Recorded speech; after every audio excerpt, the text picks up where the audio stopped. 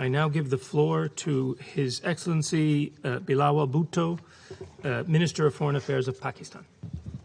Mr. President, I'm honored and humbled to represent my country as Foreign Minister at this August forum. Pakistan welcomes this timely debate on global food security and conflict. Throughout history, hunger and war have been grim handmaidens. Although the world has progressed in promoting prosperity, the systemic causes of conflict and poverty have yet to be overcome. Inequality and insecurity are the hallmarks of our era.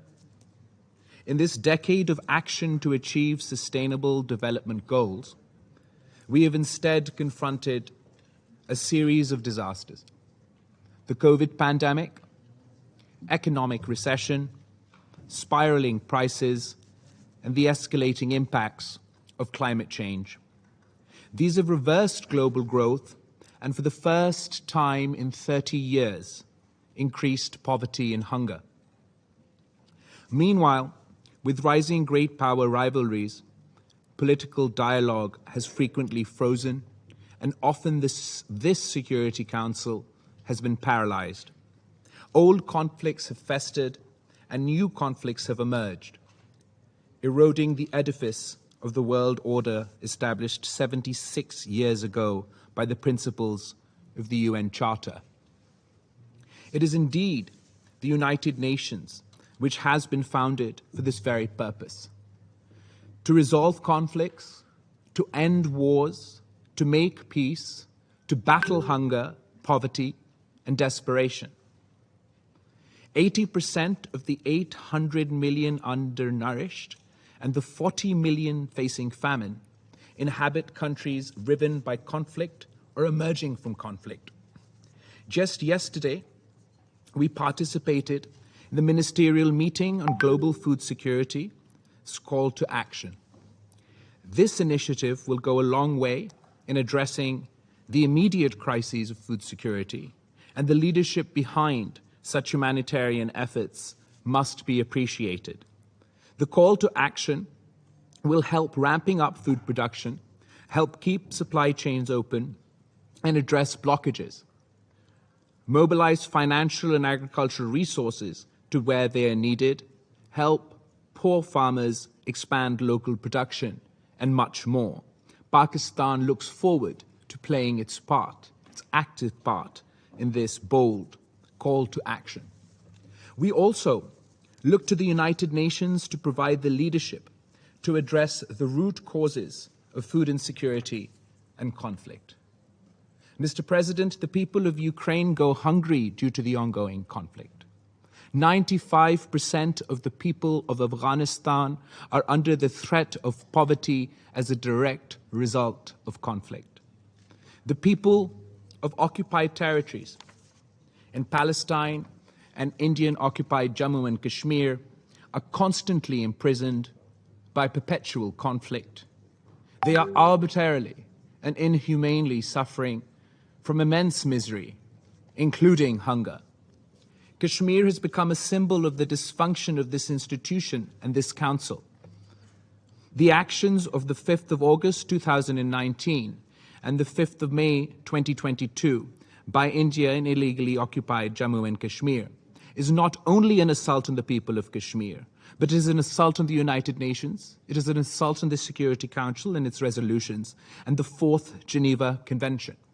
The inaction of this body, as the internationally recognized disputed status of the region is undermined, the inaction of this forum, while the Muslim majority of Kashmir are being turned into a minority in their own land, in their own home, leads the youth of Kashmir to question that who will resolve this conflict, who will deliver the peace they were promised. We challenge those that worry about food security.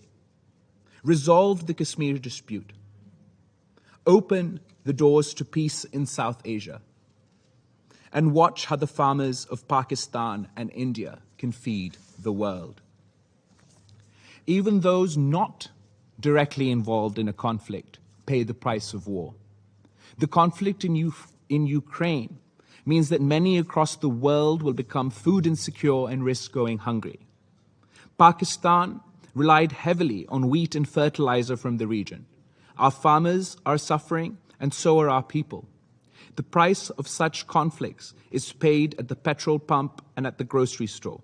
For everyone who finds it difficult to make ends meet, things just got a lot more difficult.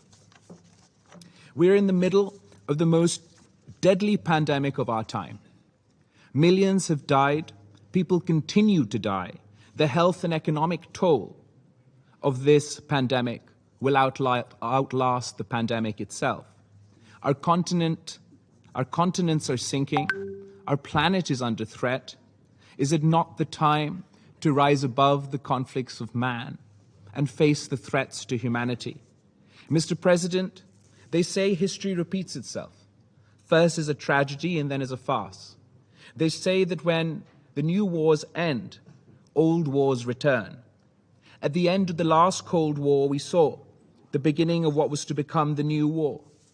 Afghanistan was abandoned, and out of the wreckage emerged the Taliban, Al-Qaeda, extremism, and terrorism.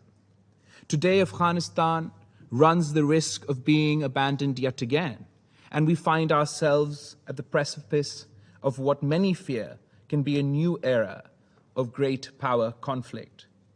Pakistan has seen the costs of war up close. We are exhausted by conflict.